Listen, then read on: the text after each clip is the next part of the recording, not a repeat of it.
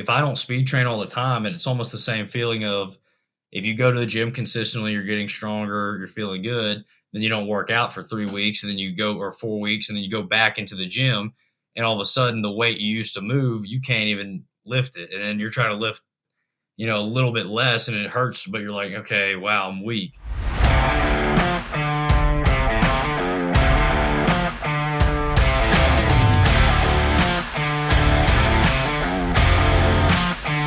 This is the Tournament Code. So, Jack, tell us a little bit about yourself, how you got into the game of golf, and ultimately how you got into the sport of long drive. Name's Jack Smith from Shreveport, Louisiana. I'm currently 25 years old, but my journey grew up junior golf, played some competitive golf here and there. A lot of people in Shreveport grew up playing, so it was a very hot sport, especially with the talents of David Toms coming from Shreveport and Hal Sutton, two pro golfers to play here. And a couple years above me, you have Sam Burns, who's killing it on the tour. He's from here as well. And I got another buddy of mine, but grew up playing junior golf. Took it serious freshman year of high school until about senior year of high school, and decided to completely rebuild my swing with a coach I had named Jeff Jones. He had a great track record and really built players with powerful, consistent swing. So I went to him. I was like, I need to rebuild this. And he was like, yeah, this swing's a mess. I'm like, all right. So we rebuilt it. I was trying to play collegiate golf, but I think starting so late and taking it serious freshman year of high school, and I was not a prodigy, it wasn't something I was able to achieve so short notice, I guess within 3-4 years of high school. Because I was trying to, I wanted to play D1. That was like everybody's goal. But I also didn't play a ton of tournament golf. But once I got to the collegiate or to college, I just was so burned out on golf, I didn't want to touch a club forever. So once I graduated from high school, I didn't touch a club in college for 3 years. And then junior year of college, I got in a bad ski wreck. I hit a tree snowboarding like 58 miles per hour. I was just booking it down the mountain. But from the ski wreck, I didn't do anything for like a month after, just injured. And, my mom's like, you need to get back outside and do something to get some fresh air. And so I decided to pick golf back up because I used to play it, but I was burned out. And when I picked it back up, I was still ripping my driver 350 yards, 340 yards, 360 yards, but just fast. That was still kind of characteristic to my golf game. And a family friend of ours whose brother-in-law is Hal Sutton, the professional golfer, previously professional, he told me to go meet Hal and get him to fit me for a new driver. And so while we got fit for a driver, Hal was just kind of like, son, you know anybody that hits a 6-iron, 250 yards like you just did? And I was like, no, sir. But I didn't know any better. Honestly, I was kind of a dumb golfer. I just golfed. I didn't know distances and how far things meant. I just like, yeah, no, sir. He goes, I didn't think so. He goes, that's insane. And that's when he suggested to me that I should look into competing in World Long Drive. And he goes, I know you're getting back into golf. You haven't played in forever. And I know you want to try to get better at golf. But he goes, you could probably make money doing long drive right now. And I was like, okay, I'll look into it, whatever. I don't know what this long drive thing is. I'm a golfer. I don't want to go whacking drivers, whatever. But I looked into it, graduated from LSU. And as I was graduating from LSU, just with a degree in biology, was in a fraternity, nothing, just probably your average dude. I didn't play any college sports. Graduating from LSU, I competed in 3 amateur long drive events with my regular golf driver, and I won all 3. And I was like, okay, maybe there's something here. This could be fun. And then graduating from LSU, I was applying to medical school. And in the midst of applying, though, this long drive stuff I did those 3 tournaments and was winning. And my dad and I were like, let's take a chance on it. Like, not many people get the opportunity to use a talent like this where you hit it far, because who knows where this could lead. You might not do well at it, but let's just try. So I can just say pulled my medical school application. I was waiting to hear back for interviews or whatever, but I kind of like cut that off and gave long drive a try. And first tournament as a professional, I got 6th place in their world championship under a smaller long drive tour. And the following year, I joined the World Long Drive Tour, and that's kind of where my career just took off. I was injured in my first 6 events with a forearm injury as a rookie, so I still didn't get to show face. The 7th event on tour, that was my rookie debut. I got tied 5th in that event, and I went 224 ball speed in my very first tournament, and everyone was like, "Who is this guy?" And I was like, "I don't know. I don't even know who I am." That was nuts. It blew me away. Second tournament, I got tied 9th, and third tournament, I got second place, and then the fourth tournament was our first event in 2023 back on the Golf Channel since COVID shut everything down, and I went on to win that event as a rookie, beating Martin Boardmeyer, who was world number 1 at the time, in the semifinals, and then I beat Kyle Berkshire in the finals on TV, and that was like the big break for me. Everybody was like, that kind of put me on the map. I know I kind of rambled on, but that's my journey of just not being sick of golf. Didn't play it competitively really in my latter years. Got back into it, had speed, but I didn't really know what to do with it.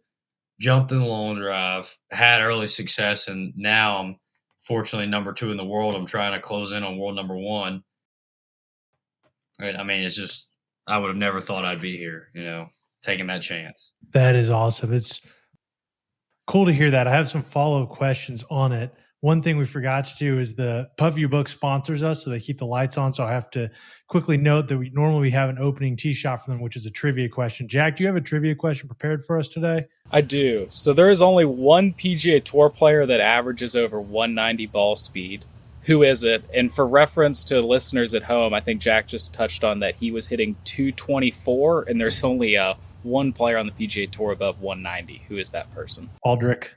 Pot guy. Yeah, it's Aldrich. I don't know if it was hard enough, but that was low hanging fruit. So we didn't even let Jack answer it. No, he just had that victory, and that dude's got a lot of effortless speed. I know him and Jake Knapp are these guys that kind of surprise you with their ball speed just by being very efficient with their mechanics. And a lot of people usually just throw brute force at a club and hope for speed, but there's a reason they say slow is smooth and smooth is fast. That saying has been around forever because it really does mean something. So Aldrich is impressive. I've played with him before, and he wasn't even going after it, but he just cracks it out there. It's pretty nasty.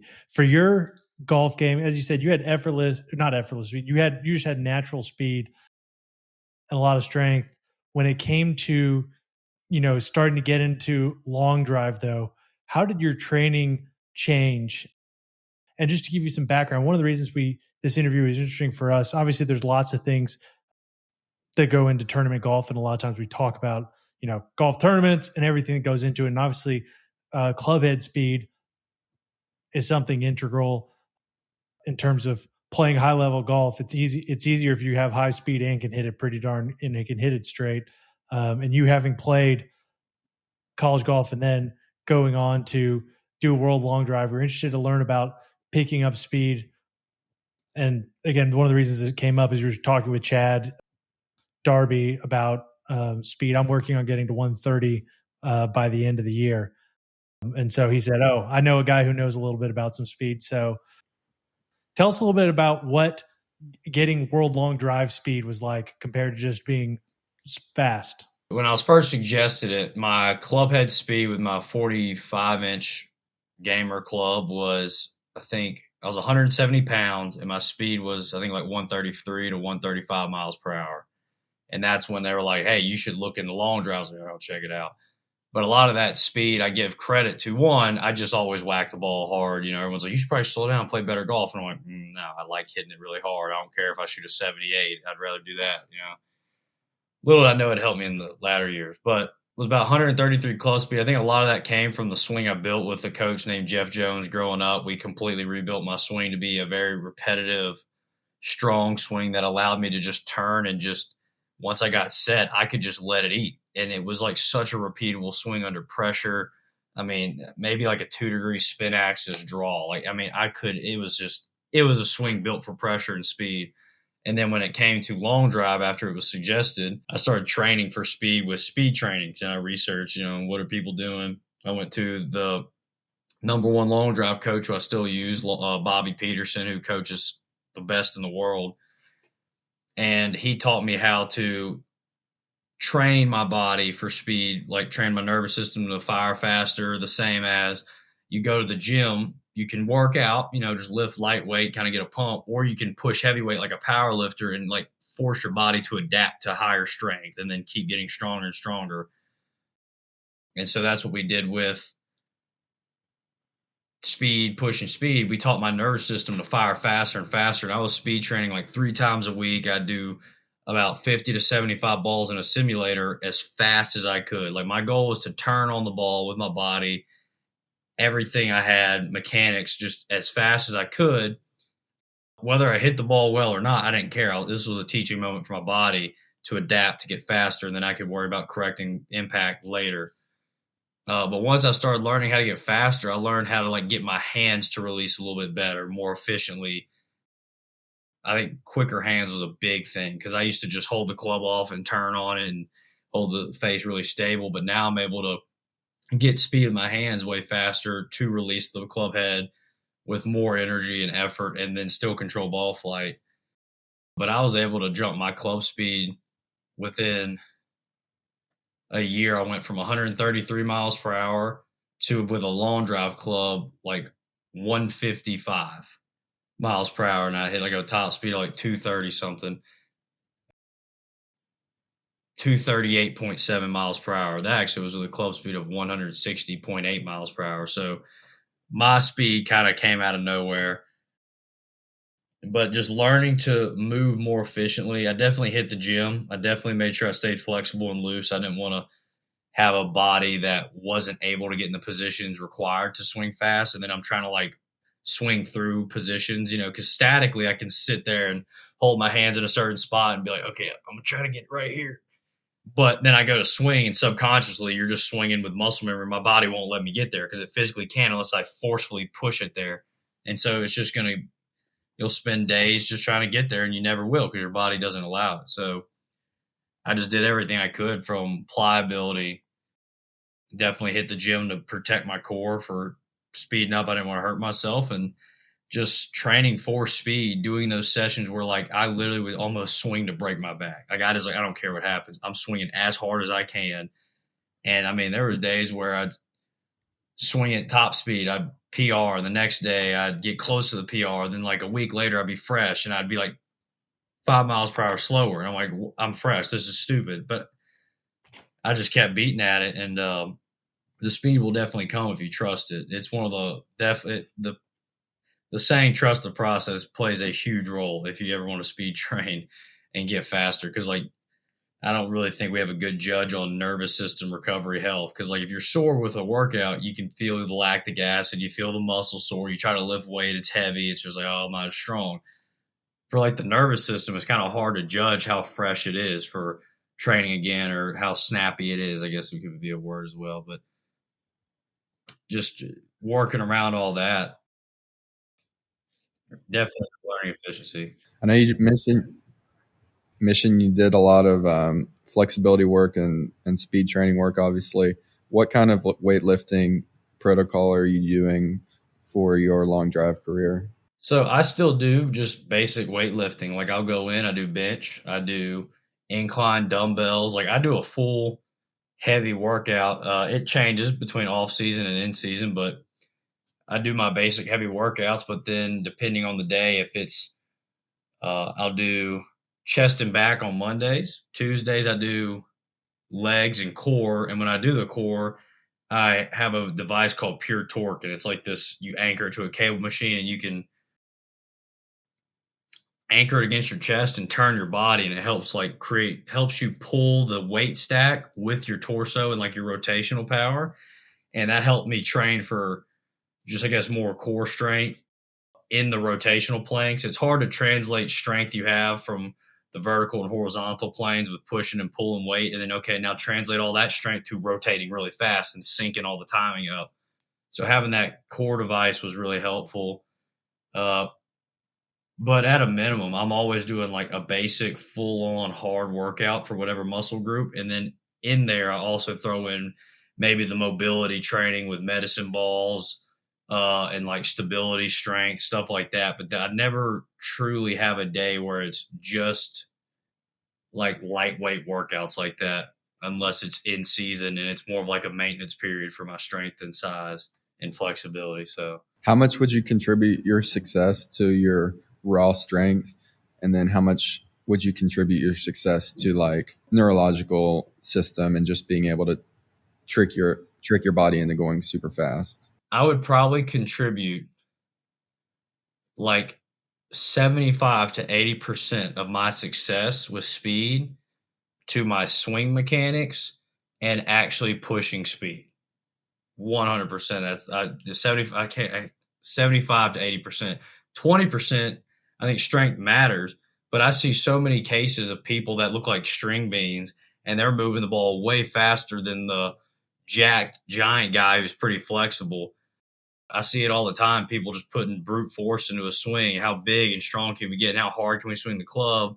And they just don't always get results they're looking for. It's not like an exponential increase in speed with effort unless your swing is like perfectly efficient. You'll see the more you put in, the more you put out. But everybody's swing is different. Everybody's swing, including mine, has flaws to where if every time I swing, I get out of the swing 90% efficiency. That'd probably be pretty good if I only had 10% mess ups. But if I had a 90% efficient swing and 10% is lost due to bad mechanics, if I put even more effort, I'm losing even more in that next swing because that's 10% of even more effort. So the more I put in, the more I actually lose. And some people just have terrible swing mechanics and they just keep trying to think the answer is just hitting the gym harder, swinging harder, and they just don't get the results they look for. And they will honestly end up leading to injury, which is a huge killer. What would you say specifically are some of the things that you do mechanically well that allows you to create so much speed? I probably want to say the use of my legs and hips. I know some people that have, a lot of ground force reaction, but the use of my ground forces are very balanced between vertical and horizontal, and rotational, where I'm not leaping off one leg, going flying or whatever it is. I'm very balanced to where when I drop, everything's kind of centered and then explodes and I kind of stay in one place. So I think just my ability of really just snapping my hips so fast, it pulls my upper body around just so quickly. And at least from what other players on the tour have said is they like to say I've got the fastest hips in the sport. Scientifically, I don't know that, but I'm just really good at pulling my body hard with that, where a lot of other people probably have fast hands or fast upper bodies like the baseball players, because a lot of guys played pro baseball and they have really fast core speed and they tend to have really fast speeds out the gate, but they tend to struggle to climb in the speed charts as they want to hit new PRs because they're not incorporating that lower body as well as they should. So there's all kinds of benefits to different swings. I probably would. From a numbers perspective, when you're training, I'm guessing you're using a launch monitor. What numbers do you focus on most in your training? I mean, obviously we're trying to get distance and ball speed the most, but what parameters are you looking at the most on a launch monitor to monitor your progress and your swing mechanics? If I'm doing speed, the only thing I'm looking at is ball speed and club speed. If my smash factor is terrible, I look at ball speed because I'm trying to just hit it more efficiently. If I'm trying to just gain raw speed and potential, I'm looking at club speed. So anytime I'm doing a speed session, it's those two metrics. Every day when I'm just training, I'm looking at spin axis as well as club path and face to path. I try to keep ideally, I'd like to have a club path I'm a right-handed golfer, a club path that's 4 degrees to the right with a club face 2 degrees shut to the path. And if I can produce a -3 spin axis, which looks like almost a straight ball, but it's just falling left, that's the ideal shot for me.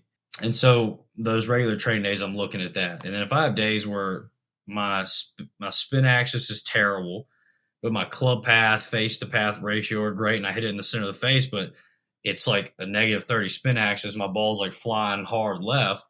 Sometimes that's just because my hands are too low. And so I'll have to raise my hands at impact to kind of neutral out the face, and that kind of straightens me up. So, I mean, there's little things like that I'll look at on TrackMan. But just the metrics that show how I'm delivering the club are probably the biggest, because the ball doesn't care how you get there. It doesn't care what your swing looks like on the way. The ball just knows it got hit and how it got hit. And so if I can control the impact metrics, that's the biggest thing. Interesting. When it comes to your speed sessions, from my understanding, a lot of what we're trying to do here is train the central nervous system and get used to going faster. Tell us a little bit about the process, the rationale behind the process, and like how many golf balls you're hitting for how long, rests you're incorporating, anything like that. So for speed training, the faster you get, the less you'll be able to hit because it's just going to be more and more wear and tear on the body. Starting out, if you're trying to build to like 130 miles per hour club speed, which is crazy fast still, people,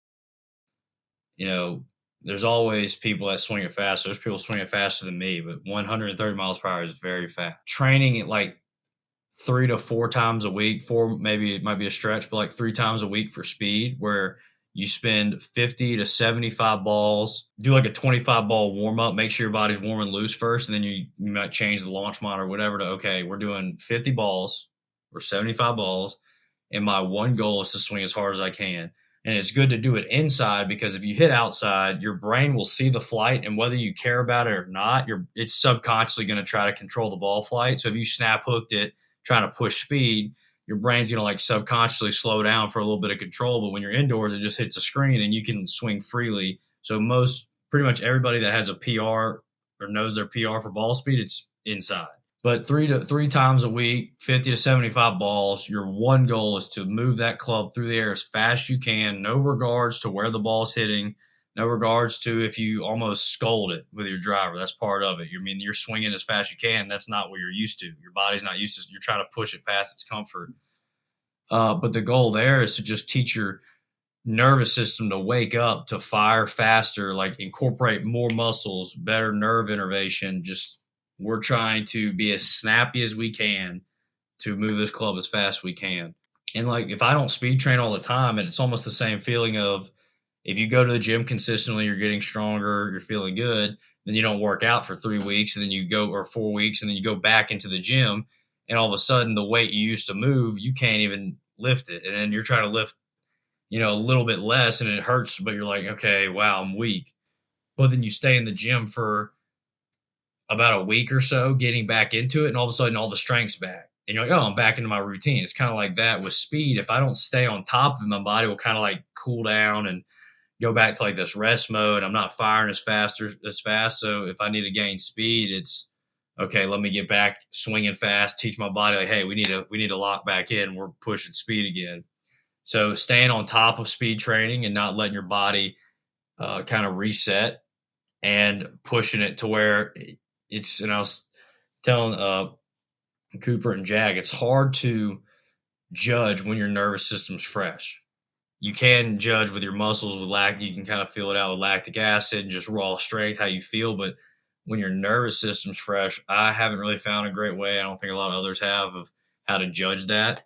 I mean, maybe reaction time. I was thinking about that. Maybe that could be a way to judge it, but just pretty much pushing your body though to adapt is the biggest thing and staying on top of it. Are there any implements that you use in order to train? You're working out in the gym, you're building what we might call the base in terms of you have some hypertrophy, you're building a larger muscle base potentially, but in terms of what your gym time looks like, and then any other like implements you might use to try to get yourself faster, do you have anything? I've never been one to use a ton of like swing training aids. Right now in the gym during the season, I will lift heavy weight, but not a lot of reps. And it kind of keeps my muscles in check for like my strength and keeps my body adapted to that.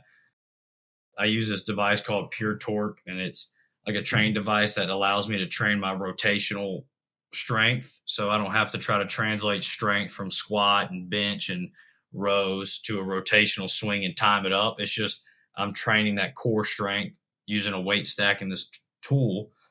And that allows me to, it's one of my favorite devices for training for speed, or just having a really strong core that allows me to translate that kinetic energy through my back and spine efficiently. But other than that, I've kind of had a very basic plan for training for speed. Just hit the gym to get as strong as I can, but protect my body and then swing the club really fast.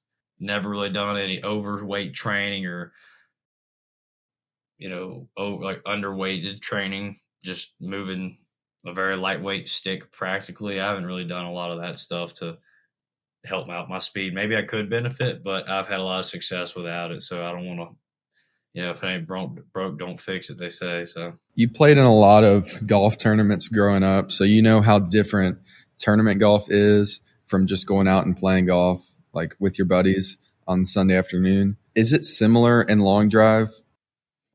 Is it harder to compete in a tournament as opposed to just smashing balls on the range, or is it more just kind of a display of your raw ability?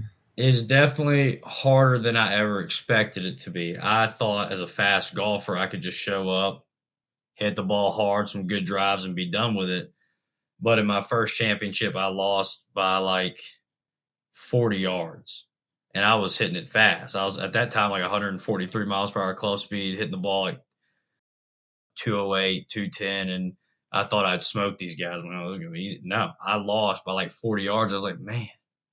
And I hit some OB, and I used to never miss fairways pretty much. But when it came to that grid, and any long driver, I will say, if you asked them like in front of a long drive grid, hey, just get one in. Doesn't matter how far it is. Every long driver pretty much could just, I say, bunt one in probably like 340 to 350 yards, and it just go right down the middle or like right in the fairway.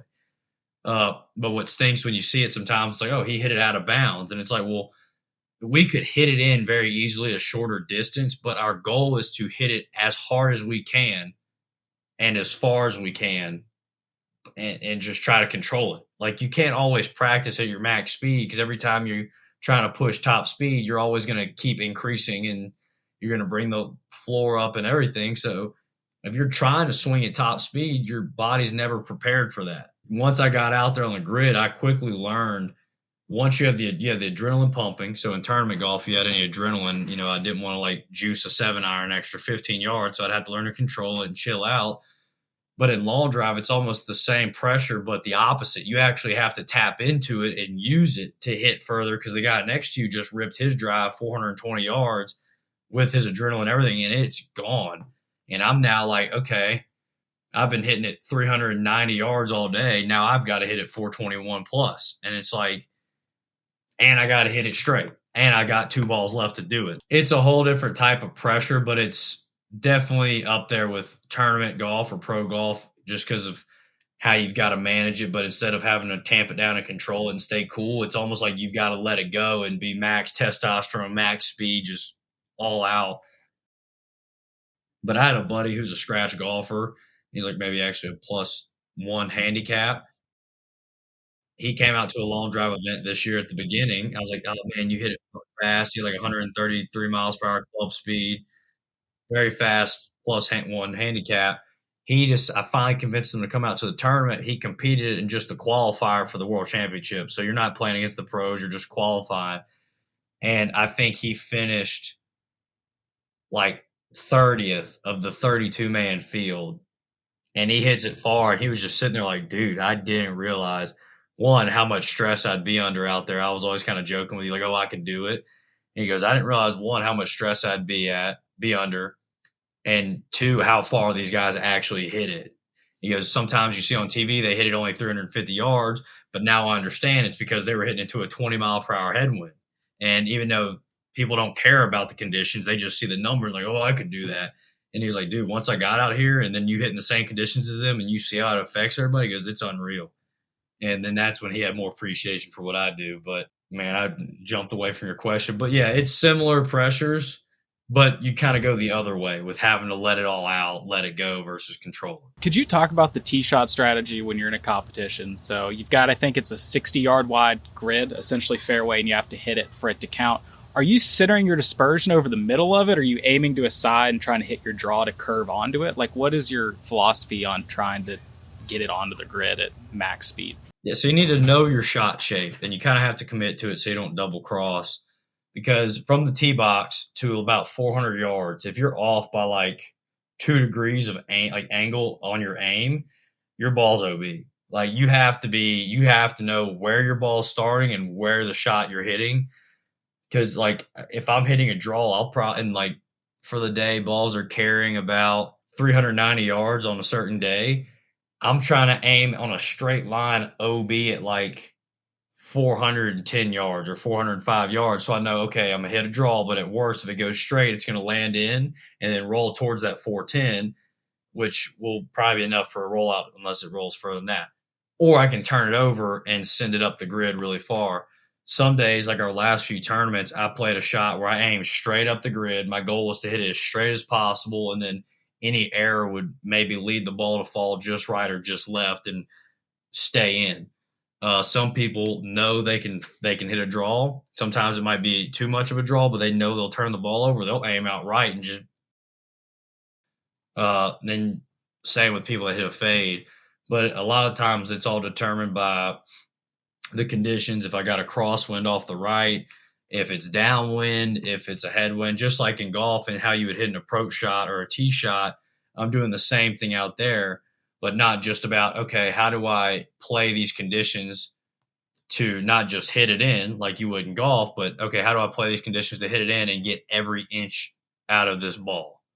You know, where's the absolute best way to penetrate this wind or ride this wind or, you know, cut through the rain, or is it raining too much to where I got to go all carry the ball is not rolling at all and change my launch angle. So all of my decision making is done prior to the tee box and then on the tee box, depending on, you know, the wind just shifted all of a sudden. What does your golf game, like your normal golf game, look like now that you do World Long Drive? My golf game is a work in progress. I recently decided to start picking up my irons again because, funny enough, like I said, I was burned out on golf, jumped into long drive, and literally the first 2 years in the sport doing long drive, I didn't golf. I had clubs in my bag for aesthetics, so it looked all nice and presented well, but I was like, I don't want to golf. I hate it. I'm burned out. I just hit the ball far. Now I'm starting to get the bug again. I've been fortunate enough to go do some YouTube videos with some really big content creators, and that kind of got me, you know, the juice is flowing again, especially when you hit a couple bad shots on the channel and you're like, like I could fix this. So right now I'm probably like, I went out and played a really short course. It was like 6,400 yards. And I shot even par first day out after a while trying to play golf, but I didn't touch my driver. That's the funny thing. I was like, we're hitting just 4-iron off the tees, fairway, green, fairway, green. And then I have days though where like I was even par on the front nine at one of our other courses with like 3 birdies. I'm like, oh, it's a good day. And the back nine I shot 12 over. So I decided to go for like every single green my driver. My buddy's like, you got to do it. Oh yeah, last time I do that. But I'm an entertainer. You know, they want to see me hit it far. I'm like, I got you. I don't care. So, you know, and I'll hit a fade that just I'm aiming up the left side of this fairway. It's like 40 yards wide and the whole right side's OB trees, and I hit a draw or a fade and it's floating up there for so long at like 190-foot apex. You just slowly watch it fade, bounce, OB. Like you have to be so tight with your shots hitting it that far because it's up in the air for so long. It's just you're bound to have errors. So 100%. When it comes to like actually playing golf, who do you think of the guys who compete on World Long Drive? Who do you think's game carries over best to actually like playing, you know, normal golf? Oh, Jacob Galladay. He's the first guy I think of. His handle's Jesus of Golf. He played in that Mickelson Invitational they had this past weekend, and I think he won the creator part or the amateur part, but he consistently competes in the U.S. Open qualifiers each year. He plays the USAM tournaments. He shot like a 68 the first day of that tournament. He placed like maybe a +2 or 3, maybe a 4 might be a stretch, but like 3 handicap. And I mean, we did an ESPN event the other day. He's on my team and he was hitting like 390 yards. He might not have the all out go for broke speed. That's like the random huge ball, but he's got it down where he's kind of got that balance between good golf and long drive. And I know Berkshire's been working on it too, but I haven't seen his state of his game anytime recently. Equipment wise, what does it look like to optimize equipment? You talked about, you know, before I was using a 45-inch driver. Now I assume it's a 48-inch driver with like 4.5 degrees of loft. Tell me kind of what optimizing equipment looks like for you with long drive. The first month of me having a 48-inch shaft, I swung at 3 miles per hour slower. I thought I'd just grab it and start like letting it go. No, it was learning the timing of that shaft and the way it loads and unloads is not easy. Everybody I let hit the driver's like, man, this thing's like a workout, but little did I know, like my driver getting into long drive was a soup can. It was like convex. It was terrible, but I didn't know any better. I was like, this is my driver. It's flat.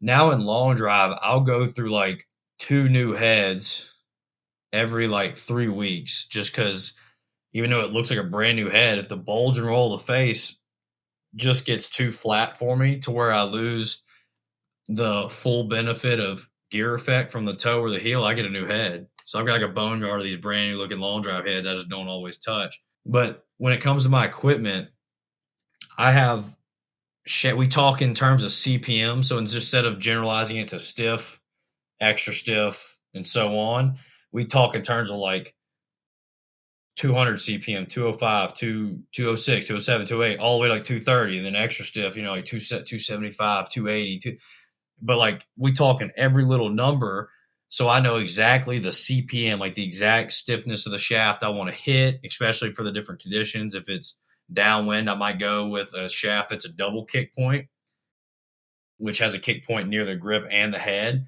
as well as a softer flex, which might be closer like a regular or a senior flex, because now I can get more kick and actually get a little extra spin on the ball to help me ride the wind a little bit more and float even further.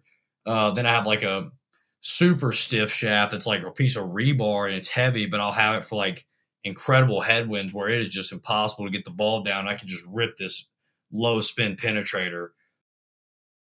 But like that shaft is so taxing on the body because it's like a workout swinging it. I make sure my head weight, I usually play just the standard weight in the back and play my driver head at neutral, but I like it playing at neutral. So I have the adjustability to either go up or down or a degree or two to change depending on the conditions. I always carry lead tape on me because any given moment in a day, I will throw lead tape on there just to work with the swing I've got that day. Even though my swing might look the exact same, feels are different. That's golf. Everybody knows that. And so if I'm hitting, I'm like, okay, I'm not hitting it as well as I could, but I've got to maximize distance and I'm having trouble stalling the toe and I'm turning over drives. I might lead tape up the toe just to keep the face open a little longer or this, that, and the other. But I'm always checking like the face to make sure it's not too flat. I'm always checking, make sure my driver head's tight because those will loosen up on you sneakily. I'll change weights in the back of the head if I need more spin. The shaft, I'm playing with that depending on wind conditions or just atmospheric conditions or just feel. Maybe I don't like the way that shaft feels today. The grip I play is like not I think like 28 grams, and I play that to give me like my certain swing weight. I think it's like D4 I like usually. I mean, so I'm always monitoring every little piece of my driver, just like maybe obviously not to that extreme, but like F1 racers are like managing every little weight and bit of their car to max it out. I'm doing the same with my driver to get as much as I can out of a drive because that's the goal at the end of the day. I've lost a world championship last year by 1 yard, and it's just, every inch matters. So it's crazy. Which brand head are you using? I use the Callaway Elite long drive head. It's 4.5 degree stock. Shafts, I use Patterson Kinetic shafts. They've got phenomenal shafts. They've helped me out so far in my long drive career for the last 2 years, and I play them in my gamer heads at like 45 inches, and I play them in long drive. But they have shafts that are single kick point. They have shafts that are double kick point, which if you're not familiar, double kick point a shaft like the Auto Flex shaft I'm sure you've heard about, that's a double kick point shaft. And those two have been my biggest equipment helps, and I think they've got the most wins on long drive tour, since it really started. What are the launch parameters of like your personal best drive, like club head speed, ball speed, smash factor, and spin rate and launch? If you happen to know this off the top of your head, I think people would be curious to. All the metrics of like my individual best drive, I couldn't tell you. I could tell you more of like the tops, the best. Like my fastest ball speed in competition has been 228.4 miles per hour. Spin rate was a little spinny on the shot at like I think 200 or 2,263 RPMs, which I would rather have been like 1,900 at 228 miles per hour, or like 1,800 spin. but that's just the nature of the beast. Of the faster you hit it, the sweet spot on the clubs gets smaller and smaller because like you can't afford to miss hit it because of over compression of the golf ball and other metrics. But like ideal launch conditions at sea level, I'm probably trying to launch it at 14 degrees with 2000 spin, about 1900 spin, and 225 miles per hour ball speed. And then I just want my spin axis to be as little as possible so I can hit it as straight as possible. That's kind of like ideal launch there. But I hit with the one stop power shop, who the coach is Bobby Peterson. He builds my equipment. He coaches like 8 of the top 10 like long drivers in the world, plus many others. We run the ballistic calculations of the golf ball at those locations before each tournament. So just like a sniper would calculate the ballistics of his bullet for how far he's got to shoot this shot, where to aim. We do the same with the golf ball in his software. He's got it for like the 332 dimple pattern ball and all that. We look at, okay, we're competing in Fort Jackson, South Carolina.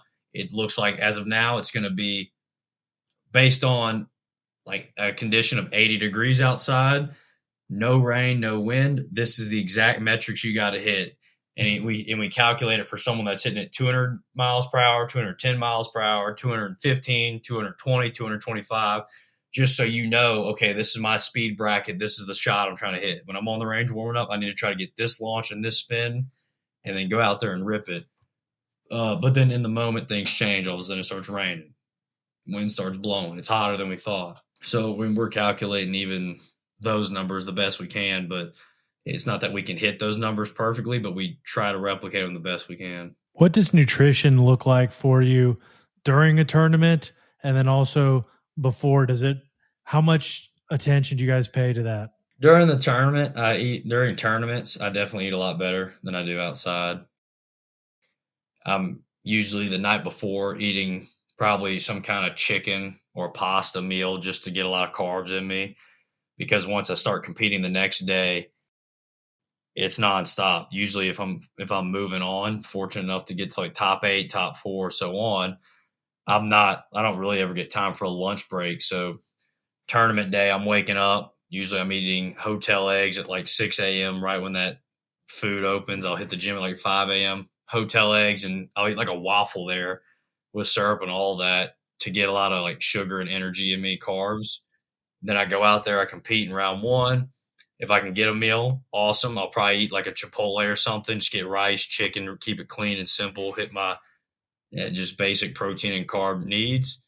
If I can eat, I'll probably snack on beef jerky, and then I roll into the next round. It's just nonstop hydration because, I'm swinging as hard as I can for like 6 hours during a tournament day, and my body's slap worn out. I have a Whoop, and my Whoop was telling me at the end of our Nevada tournament, Mesquite, I was out there from 8 a.m. to 5 p.m. competing, and my Whoop told me between just that window for that activity, it said I burned like 5,800 calories, and my heart rate was riding at like 160 miles per hour for like, 160 beats per minute for like 5 hours. I'm like, man, I don't know if that's healthy, but like I was charged. I'm living off monsters and adrenaline for like 5 hours.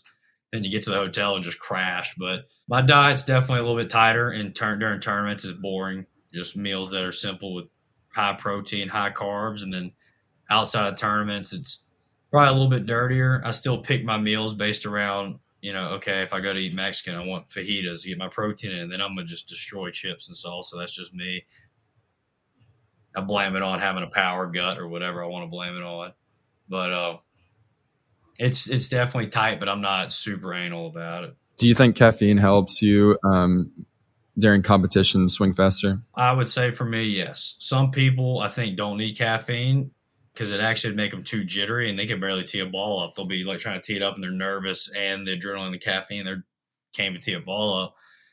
But one of the big things is getting your heart rate elevated. Having a really high heart rate allows for more blood flow, quicker blood flow, better oxygen transfer, and your body just runs way more efficiently. And so sometimes I'm not like, if I don't have my heart rate up, or there's days where I'm just kind of like chill, like having a good time, happy to be there. I'm like my slowest in a tournament, and I'm struggling to get speed because I'm like too chill. I'm not like nervous and ramped up and just trying to murder a ball. So caffeine helps me to like get my heart rate up to kind of like pre-charge my battery, get me going, and then I can like climb from there and get over the top with just being like wired and heart racing, blood pumping, ripping drives. So it does help, I'd say, more so to like jumpstart everything. Kind of leading into tournament prep, I'm guessing like a week out from a tournament, how does your training change so you're optimized for that night's competition? Like, are you getting more flexibility? Are you changing your workout lifts and your speed training? What does that look like, say, a week out up until competition day? So I'll still do my normal training routine, but I will stop working out 5 days out before competition just to start my taper, just so my body now has time to heal up, recover, and be as fresh as possible for the first day I hit. But I'm definitely doing my normal stretching routine and stuff prior to that, all the way through a tournament and during a tournament. So even though I stop working out 5 days prior to a tournament, I'll stop hitting 2 days before my first day hitting, to where I will probably, if I compete Friday, I'm going to stop hitting Tuesday. So I'll hit probably the last time I hit Monday, recover Tuesday, recover Wednesday, show up, stop hitting Tuesday, recover Wednesday, recover Thursday. Then I'm hitting balls Friday. But all throughout that, I'm still stretching, making sure I'm loose, making sure I'm flexible and ready. But I'm just letting my body recover and be prepared to fire on Friday. So I do manage how my recovery periods look, but I don't want to do it too long out to where if I stop training a week and a half out to let my body recover, well, then I enter that recovery stage where like my body's not primed and ready to swing fast, and it started kind of going back down with the speed, and I got to wake it back up. So just it's a fine window. Do you have an off season at all? Depends on when our championship ends. Some year, like last year, our championship ended August. This year, it's going to end in September. But the off season is usually October to March, but even throughout the off season, I'll go do exhibition events for people, go hit. I'm gonna try to start doing more content this year. I just want to kind of get my footing in long drive more, just kind of as like a foundation for why you should watch my content instead of just who's this guy, he hits it far, whatever. But we do have a pretty healthy off season, and usually that's when everybody does the really heavy lifting, the weight gain. But then after they do that initially, then they do like the heavy speed push probably a month or two out from the first tournament. They don't push speed heavy at the start. They like to kind of give their body that foundation of putting on mass and muscle. And then, okay, let's now teach it to move quickly. Which of the traditional lifts, like barbell lifts that everybody knows about, do you think is most beneficial to hitting it far? Probably deadlifts. I do a lot of single leg, like split lunges and stuff. But I think deadlifts with, obviously you're lifting a lot with your legs and you're getting a lot of your back and core involved. You're just strengthening up a lot of your posterior chain and your core, which is good for just strength in the swing and then allowing your body to be protected. And then just leg strength and glute strength. And that's just where a lot of the ground forces start, is with your lower body. So if you can have a lot of control and strength with that, you should probably get the most out of your swing. Do you have a goal of a deadlift that you want to get to before next season? I'd love to get to like 500 pounds, but a lot of the stuff I deal with, so the ski wreck I got in, I actually developed a hip injury from that, as well as like I think that led to some low back pain I have. So even though I'm dealing with pains that everybody deals with, just back and hip pain, I'm still swinging through it and hitting the ball really far. But I wouldn't say the pain I'm dealing with is from long drive, because that a lot of people are like, oh, well, yeah, you're swinging that fast, you're going to get hurt. Well, there's plenty of guys that have done it now. They're like 50 swinging at 200 miles per hour, 220 miles per hour, and they're fine. Because if you have good mechanics and you take care of yourself, you can survive that. But right now, I'm just trying to kind of navigate the little aches and pains I'm dealing with from the ski wreck that are kind of flaring back up and addressing that. So I don't really have too many goals on strength right now until I get that corrected, because I don't want to, no pain, no gain in the gym. And next thing you know, I'm just out of the sport. I'm injured. So. But yeah, probably like a 500-pound deadlift and 300-pound bench press for me. I'm not the strongest by far compared to some of these monsters in the sport. You take any supplements? I take creatine and just protein. Basic dude. I would love to have more supplements, but how many grams of creatine? I do 10 milligrams right now. is it grams or milligrams? I don't know. I just do like 2 grams. Milligrams would be tiny. Yeah.